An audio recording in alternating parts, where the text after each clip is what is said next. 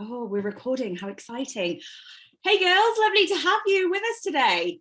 Hello. How exciting. Welcome back to Strong Tea. If you haven't been with us before, this is the second episode of Strong Tea, which is the love child of Vikki and myself.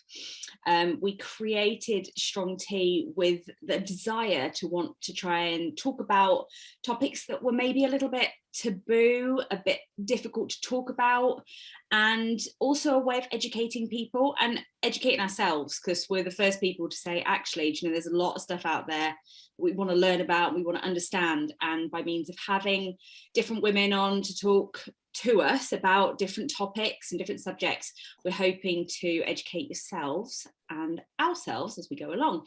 The reason it's called Strong Tea is because Vikki and I are very obsessed with RuPaul's Drag Race. So the whole phrase behind spilling the tea on Drag Race is about sharing the gossip, it's about sharing the truth, and that's exactly what we want to do. Some of the subjects that you will see on Strong Tea are a little bit difficult to watch and difficult to listen to, but that's the whole point, and we want to open up the conversation and get real with it, basically. So today we are going to be diving into our first episode on LGBTQ communities, and we're going to be discussing bisexuality, and I'm super excited obviously to have Vikki here, and we have the lovely guest April Kelley today. So guys, introduce yourselves. I'm Katie from Strong and Brave, and girls, introduce yourselves, tell us who you are, where you're from, what you're doing here. I'm Vikki from Leighton Life Coaching, the other half of Strong Tea, and yeah, I'm here because obviously I'm co-presenting Strong Tea, but also I'm bisexual. So I'm looking forward to this episode in particular because I've never really deep dive into this from my perspective. So I am really excited to talk to April and get this conversation going to kind of learn more about myself as well. So yeah, absolutely stoked for today.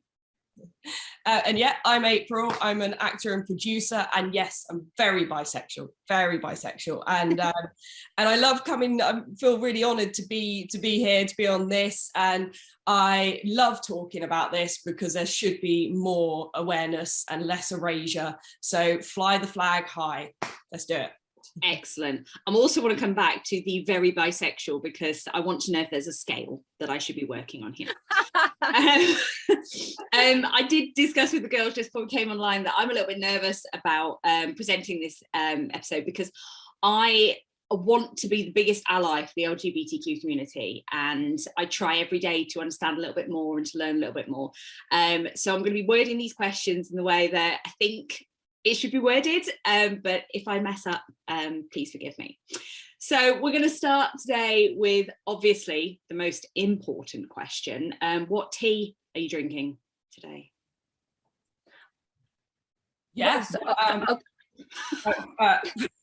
it is a Yorkshire tea with semi-skimmed milk, although I'm quite partial to some oat milk to make it creamy, but today it's just semi-skimmed cow milk.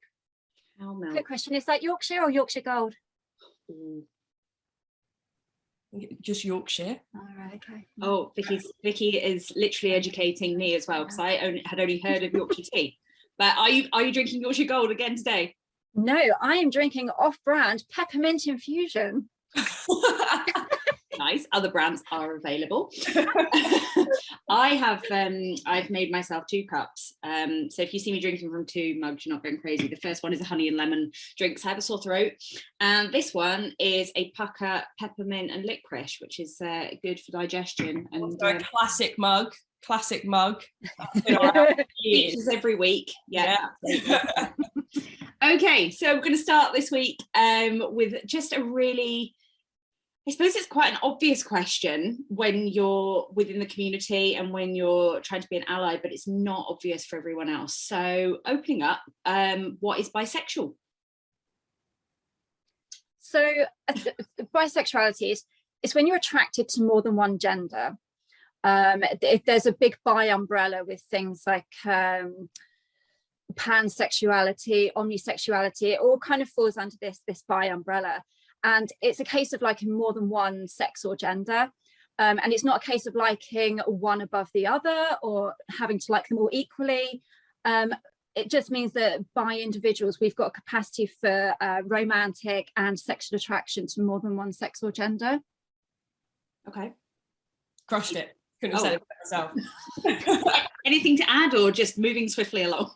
I honestly, move on. I'll chew your ear off on another question. That was so articulate. Yeah, it was brilliant. Oh, okay, well, let's start with you for this for the second question.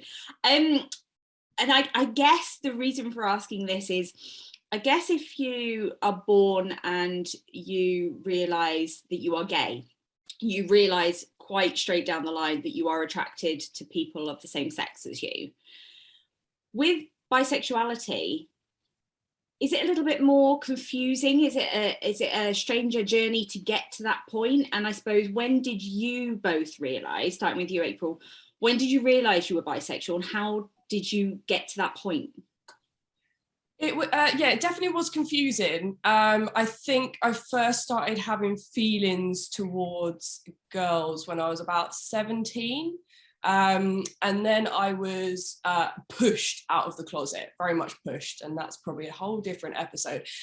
And then I ran back in, and it wasn't actually until I was about 25, because I spent that whole time going, I'm fluid, which is, there's nothing wrong with that. There are people that do not want to necessarily fall into an identity, but I got to 25 and I thought, no, actually, I know in my heart that I am bisexual, and I feel like I have a responsibility to represent this community. And the reason it took me so long to come to terms with it is I never saw it. I just never saw it. There was no one in my life. There was nothing on the screens. And funny you should say, Vikki, about this bi umbrella. I was convinced, and Kate, I remember telling you this, I was convinced that I was sapiosexual, which is more attracted to the mind and stuff, and like in intellect. And I tell you what, I'm not intelligent enough to call myself a sapiosexual. So I just realised it was bisexual. And Vikki, what about you? So yeah, I'm even a later developer. So yeah, I was attracted. I had girl crushes when I was kind of at school and so on, and it was like, it's a phase. And you know, even in my teens, when you know I started to, no, it's a phase. And then in my late teens and early 20s, you know, you go out clubbing and so on, and you know, you have friends or acquaintances flirting with you. You think, oh, okay, yeah, this feels right. This is good. And then I kind of realized that it was being done for almost like that male voyeurism. And I started to see that there was a trend of girls kind of using almost sapphic kind of stuff to attract the opposite sex, to attract men. And so it just became really confusing. It's like, but I'm attracted to girls, but girls look like they're just with other girls to attract men. And I couldn't quite work it out in my head. And you know, it's like my generation, bisexual wasn't a thing. I don't even remember seeing lesbians or a same-sex relationship between women kind of in a positive light that wasn't all about getting kicks, or, you know, it just, there was nothing serious. And I think for me, that just added more to the confusion. But I think as I got older and started to feel more comfortable, I started to reflect more, and then just realizing, yeah, okay, this is starting to make more sense, and having more interaction with the LGBT community and with networks as well really helped demystify what I was feeling and who I was attracted to, and that helped massively. You're right with the generation side of things, because most recently I've got one of my best mates has 2 kids, and one of them I think is 12 or 13 now, and just very point blankly went up to her mum and went, I'm bisexual, and was like, cool, great. I mean, to know that at 12, do you know that? But no, you respect it if she says it. And it was partly because I'm around there quite a lot, so she knows I'm bisexual. And again, it's just being seen, and that's so important. But yeah, very much generational. I think one of the questions that I had actually got further on, you talk a lot there about representation and what's out there. I mean, I remember what was, so the programmes on TV, there was Queer as Folk, and was it the L Word? The L Word. Well, but that was really geared towards gay men, lesbian women, and there doesn't seem to be an awful lot out there that's talking about bisexuality, and I don't think I could pick out any character. And I don't know if that's because and April, you probably know more about this, but sort of filmmakers and writers don't know how to represent that on screen when they've got, you know, maybe a film and it's quite a short, you know, thing to work with. I'm not sure why there isn't the representation, but that must be quite difficult when you're trying to work out, what am I? Am I gay? Am I straight? Am I bi? What, you know, I don't know, is it? Yeah, it was funny you mentioned the L word. I remember being so confused, and maybe at this point I wasn't even like, maybe I didn't even have a girl crush with someone I knew, but I was definitely around 15, 16, and I heard about the L word and I thought, okay, I'm gonna get it, and I could only find it on eBay, and it was like the Chinese version, so it was still speaking in English, but the whole package was Chinese. And I remember I used to hide it in my underwear drawer so my parents didn't see. And I mean, like, my parents are the most supportive, open-minded people, so it was no big deal. But then, you know, even watching that, I was like, oh, this is like a bit too much. And I thought, right, so I'm not completely into it. But in terms of other representation, one of my earliest memories was the OC, Marissa and Alex, and because Alex was bisexual in that, and I was like, yes. We're getting better at it. I don't think we've gone far enough, and I feel that my business partner is about to come in. Hello, Sarah. She's locked out. She locked herself out.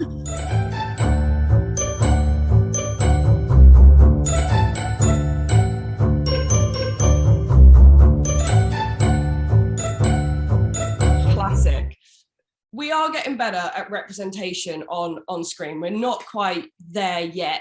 And I've gone to plenty of queer film festivals, and it got to the point where, you know, there's strands, and also when you submit to festivals, there's strands like gay, lesbian, trans, and I have a film that's bisexual, and I got to the point where I emailed these festivals and I was like, where is it? And they said, oh, if you just submit to the lesbian one, sorry, my own community is erasing me. And I was like, this is mad. And then going back to your other question and comment, Kate, about why this isn't, why we can't see each other and the people behind the camera, I think you're right. I think we need more bisexual identifying people writing, directing, because what we realise, myself, all my little individual personalities, is that it felt like the writers couldn't quite tie it up. So eventually they go, oh, it was just a phase, or this is a segue into lesbianism. Yeah. No one is just bi. So yeah. And to segue into your point, Vikki. Yeah, no, I was just following on from that, April. I was literally just going to ask about, do you feel the bisexuality representation of men and women is completely different as well? Yeah, I mean, for men, non-existent. Yeah. And it is, apart from Joe Lycett, I can't actually think of any bisexual men. I didn't know he was bisexual. Yeah, there you go. If you Google, there are plenty, but it's more, I don't know why. I don't know. And I might just about offend everyone here. I don't know if just as women, we have more, I don't know, we have more fluidity within us, and maybe it is more hormonal, or it could just be as simple as bisexual men have not had the support, whether that's inside the community or outside the community. Yeah, no, I'd agree with that completely. I think, you know, with the space that, and I love the whole bi-erasure thing that you brought up, because I find that is something that I wasn't expecting. After I'd obviously come out and was kind of, I want to explore this further in understanding who I am and this part of my identity. But that bi-erasure thing was a hell of a shock. It was kind of, right, okay, I'm not completely part of that community. I'm not completely part of the straight community. bit lost here. Where do I belong then? You know, it's I have a queer space within me, but I'm not completely in that area, because, you know, the door seems to be a little bit open, but not all the way. And equally the straight community. So it can feel like a bit of a limbo space. Yeah, absolutely, I agree. I think the question, this will run on to the next question, but I don't know if people feel maybe that there is going to be an issue when they come out as bisexual, because there's an actress or actor, don't know which they want to be identified as, who is on Grey's Anatomy, plays Dr. Cali Torres, and she has come out recently as bisexual. And there was a lot of backlash because she's married to a man, and the sort of feedback that you got through on Twitter and other social media platforms was, why would you need to come out? Mm-hmm. What's the purpose in coming out? You're married to a man, so why are you telling us all that you like women as well? What's the point of that? And she came out and said, you know, I want to represent this community, and she has done an awful lot for the LGBTQ community, but also the bisexual community. But the backlash that she got in that initial part of it, I thought, you know, are there other people out there that are bisexual that are going, yeah, do you know what, I don't want to get that sort of feedback? And I suppose, Vikki, you just referenced there coming out. Like how and when did you come out? I came out completely when I was in my probably early 30s. And the first person I came out to was my husband. And it really wasn't a surprise to me. It's just, all right, yeah, you know, and cool as a cucumber, and just very, very supportive about it. But yeah, it's, I completely get where that actor comes from, because it's just that kind of the responses that I've had is like, but you can't be bisexual, you're married to a man. And oh yeah, it's fine, you're bisexual, doesn't really matter because you're married to a man. So, you know, as long as it looks like I've got a heteronormative relationship, then it kind of, the sexuality and that identity doesn't really matter or register with people. And throw a kid into the mix, and that makes people's minds blown even more. It's kind of, well, she can't possibly have that identity because, you know, she's just saying it. And it's very interesting seeing that challenge to what people's stereotypes and norms of what bisexuality looks like and should be. Yeah, even likewise, if you're walking down the street holding hands with a girl, everyone goes lesbian. There's just, feel like we need a badge. Yeah. Yeah. But it's that immediate, it's the immediacy of the situation, isn't it? It's like, well, Vikki, you go out with your husband, okay, straight, and you know, April, you go out on a date with a girl, like you say, gay. It's they don't see the background. And we joked at the start about there being, you were like, I'm very bisexual, but it does sound like, from an outsider's perspective, that there is such a broad spectrum of sexuality. And I don't know if you are bisexual, if for everyone that is just a very much a 50-50 split, or if that's, you know, some people prefer more male, some people prefer more female. I don't know. How does it work? And is that individual to each and every person? Yeah, I'd say so. I mean, just touching back on the comment before, I've had to get better at making sure if I see two guys together or two girls together, I'm like, oh, so what do you identify as?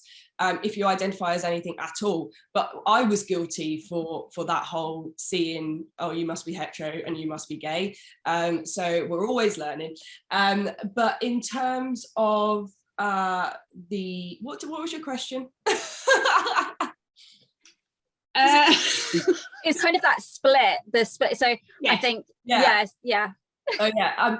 I think people deserve, even if they've been in only one same-sex relationship, they can still identify as bisexual. I always say, it's funny because as soon as I tell someone I'm bisexual, and they immediately go, oh, what do you prefer? I prefer if you get educated. That's what I prefer.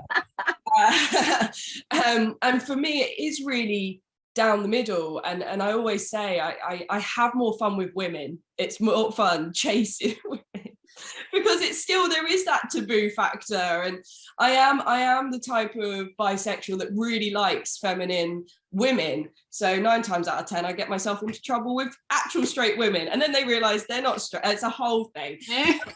And then yeah, but I do see myself settling down and marrying a man, and that's just me. But I do just date both. I'm currently dating both. So it's keep it wide open. I say let's now shift the episode onto that. Auntie V and Uncle Ray, don't watch it. You get. Yeah. So just finishing off there on that question, April, did you actually have a moment where you actually came out? Because I know not everybody comes out, do they? Some people just sort of, they might not be able to come out, or they might come out to only a few people in their lives and live a very separate life elsewhere. Did you actually come out? Well, like I said, I got pushed out of the closet at the age of 18 in a very nasty way, which gave a lot of trauma, and then that's why it took me so long to identify as it, because in my mind the association with liking a girl or a woman was like bad, like that's no, you just shouldn't do that, which sounds so ridiculous. And then I think it got to the point when I was dating Georgie, and I thought, this is ridiculous. I just need to tell people. And I told people, and they were like, yeah, we know. And I was like, you knew? Why didn't you tell me? I didn't know. So it wasn't like a massive coming out thing. I feel like it was trickled out. So I can't even remember telling my parents. I don't know. I think, I'm not really sure. I think the first time I got pushed out was so traumatic. I think I'm not, I wish I did have a party now, but no, I didn't. Still time. It's still time. Just do it anyway. I think probably one question that we didn't talk about beforehand that I'm intrigued by, obviously being bisexual, you are, attracted to male and female. Now, there are obviously women out there who are going to be attracted to other women, and they are lesbian and they are bisexual. Is there an issue, or is there a sort of unspoken thing in the gay community that, if you're bisexual, you can't date a lesbian and sort of things like that? Because I've obviously been obsessed with Drag Race. There's a big thing about whether drag queens can be trans, whether they can be straight, whether they can be, and it all seems very, from the outside looking in, it's like, oh, LGBTQ, it's this big community. And then when you start talking to people, it's like, oh no, actually, there's no inclusivity for that. And there's a big issue with that. And do you get issues with that, with bisexuality? I think there's definitely, it isn't prevalent, but there have been kind of cases where lesbians are kind of quite bi exclusive. I don't know if you agree with that, April, but it's almost like bis can be tourists in that kind of lesbian sphere, but that is very, very rare. My experiences with lesbians, it's been quite an inclusive atmosphere, and people to be with. So I don't know if April, if you've had any other experiences other than... I mean, overall it's been fine. I think there's definitely, there was actually one time earlier this year where I was working, and one of the crew members was gay, and she would make jokes about me being gay, and I was like, been through this, I'm bisexual. And then she was like, yeah, same thing. And I finally had the courage to be like, sorry, please don't identify me as that or use that language. I am bisexual. That's how I'd like to be referred to. So very just straightforward. It's interesting when you're dating and you tell someone you're bisexual, it can kind of go 50-50. Not in a nasty way, just a bit of like oh my God, I've got to worry about everyone now. It's that kind of feeling.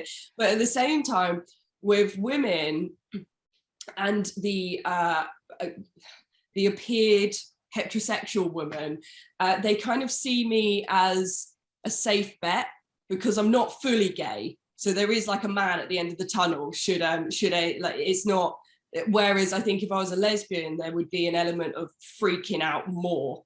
Whereas there's always a guy, so it's like, oh no, she's bisexual, which then really, I wonder, Vikki, if you feel like this, we are so over sexualized, so that's a whole other thing. Yeah, and that led to a whole load of my confusion when I was younger, because, you know, girl on girl was never considered serious. It was all for, you know, voyeurism. It was all for other people's pleasure to look at. And so how can you, and I just couldn't get my head around it, that, you know, what I was feeling wasn't weird or just for someone else's pleasure. And I'm so glad that things are potentially changing and have changed from that. But yeah, it's just so confusing at the time. And I don't know about you, April, as well, but when you tell people that you're bisexual and so on, there's that kind of, oh, so you're in an open relationship then? I've never had that, actually. Oh, have you not? Oh. No, that would require me to have a relationship. So no, haven't quite made it that far. Yeah, but I remember as a teenager, you'd make out with your girlfriends to get free drinks and stuff like that, which did not help my confusion. I was like, yeah. I just what is happening here? I kissed a girl and I liked it. So Katy Perry's got a lot to answer for, hasn't she? Yeah. So when you actually came out, what support did you get, and did you get asked questions? Like, I know, April, you said, you know, people say, oh, which do you prefer, but did you find the people around you supportive, and did you get asked weird questions that you weren't anticipating?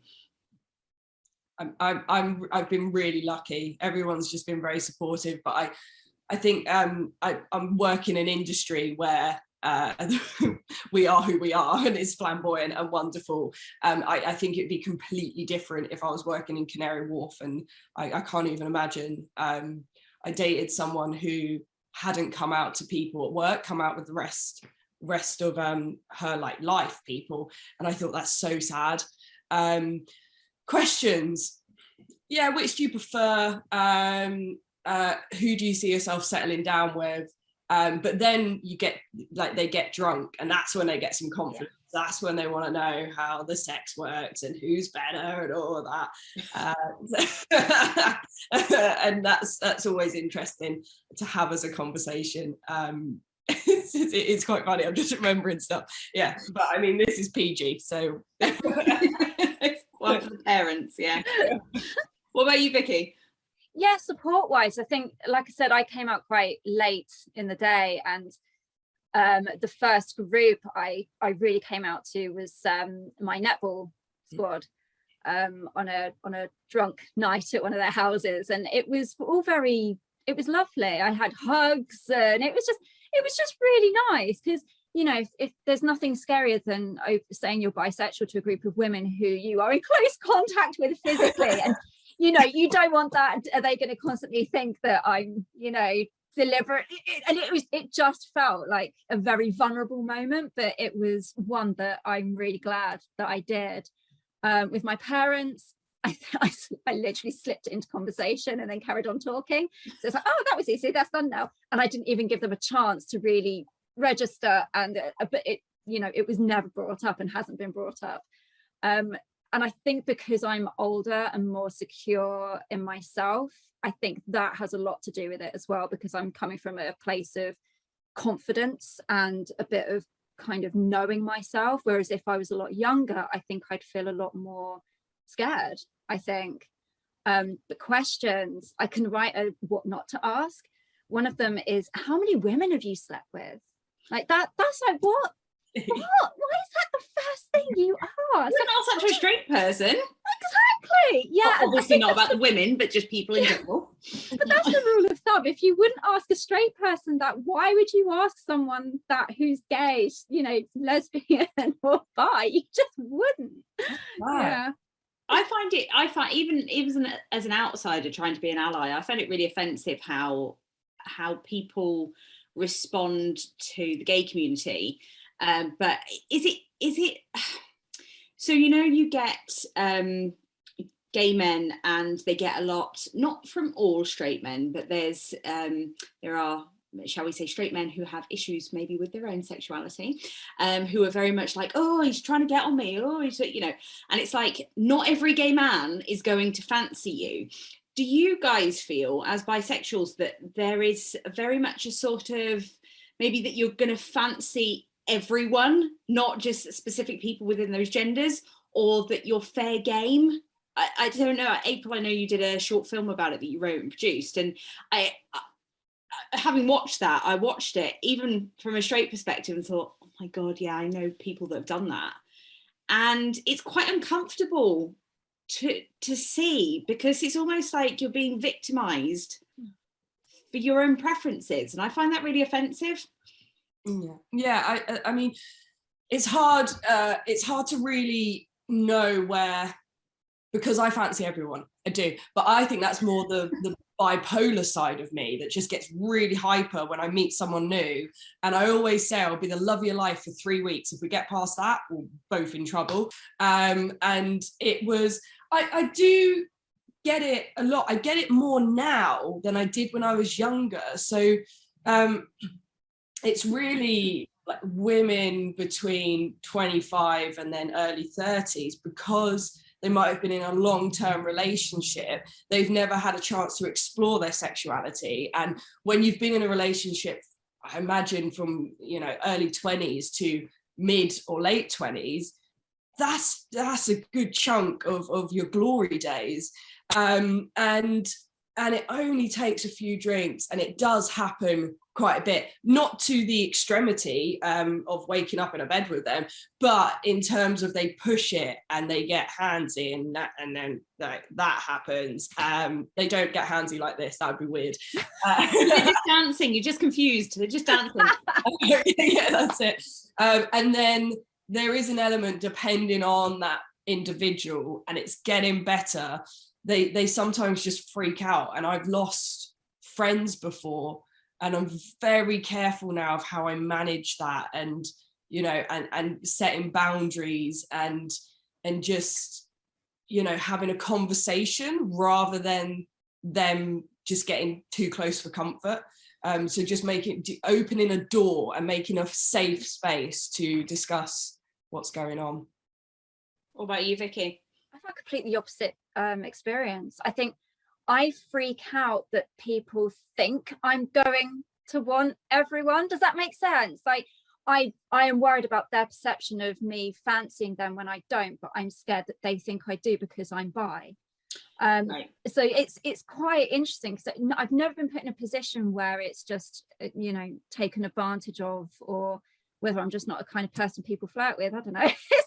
But again, I think that having a husband is also a mental block for people as well, that I've never been in that position. And yeah, it sounds horrible, April. I mean, it is and it isn't. Again, working in this industry, everyone's very tactile, and I've only got myself to blame because I am open about it, and I've spent so long hiding and justifying every kind of move and within my sexuality, that I'm very much point blank. And as soon as you do say it, more often than not, including men, do like begin to have a dialogue with themselves with me. So it's not bad. The only thing is the handful of times when I didn't judge it right, and I kind of let them get away with it and then lost them as a friend.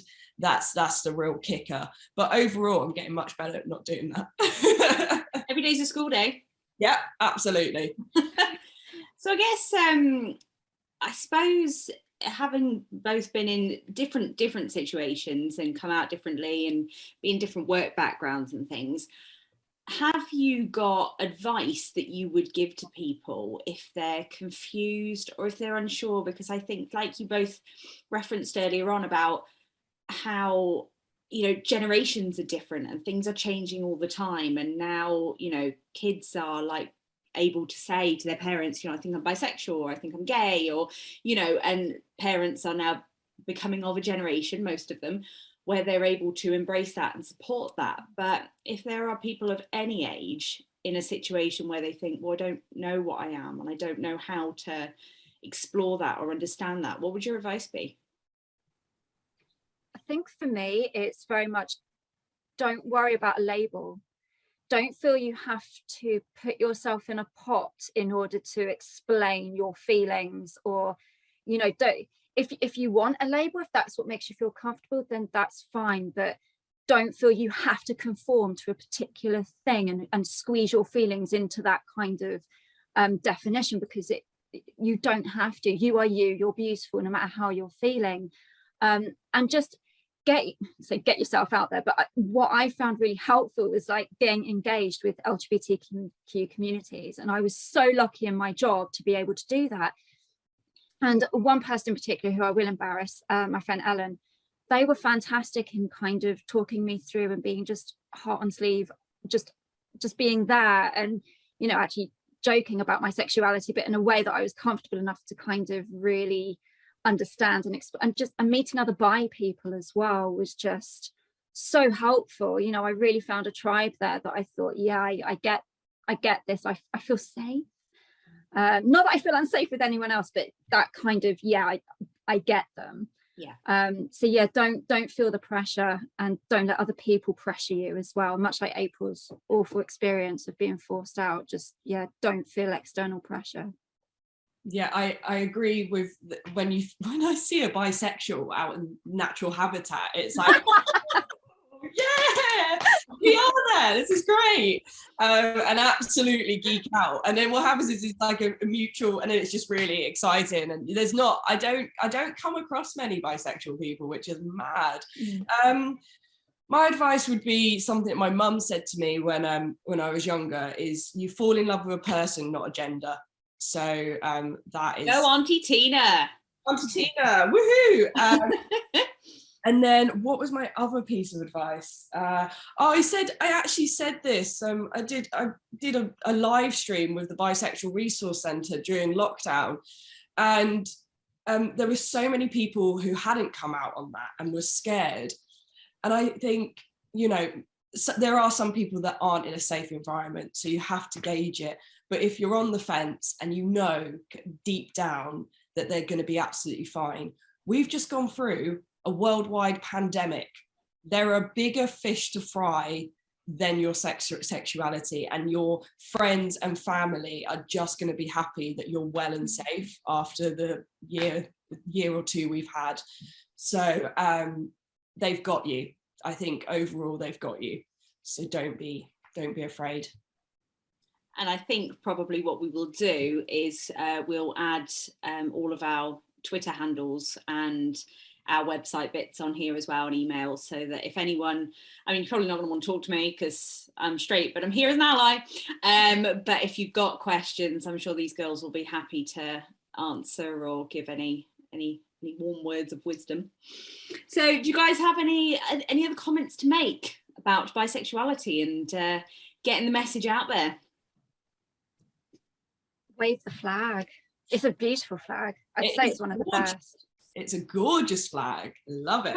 Tell me, because I am familiar with the LGBTQ generalized rainbow flag and the trans light blue, light pink. Is there a bisexual flag? Yes, certainly is. Yeah. What is it? Pink, blue and purple. Oh, well, that sounds nice. Okay, Gorgeous. well, we'll have to put that one on the visual for this video, because that sounds pretty. You could probably just bring that up when I go to the door, just like a small up and bring it back down. Yeah, but you're the expert when it comes to accents, so you'll have to do that. Yeah. Anyway, I can't thank you both enough for being here today and talking so openly about it, because I know for a lot of people out there watching something like this will be a big help. So thank you so much, and we will see you again for our next episode, which is coming soon. So thank you. Thank you for having me. Bye.